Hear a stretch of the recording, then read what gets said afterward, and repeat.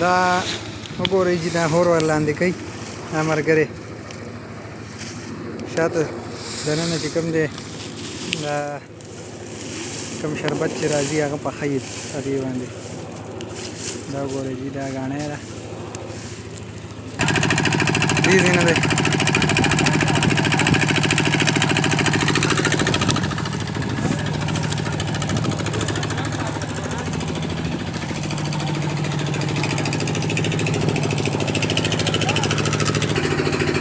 داسې دې پیپ کې راځي شربت دا دی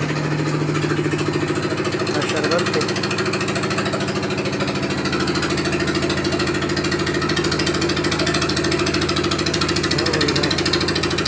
څه کې لګا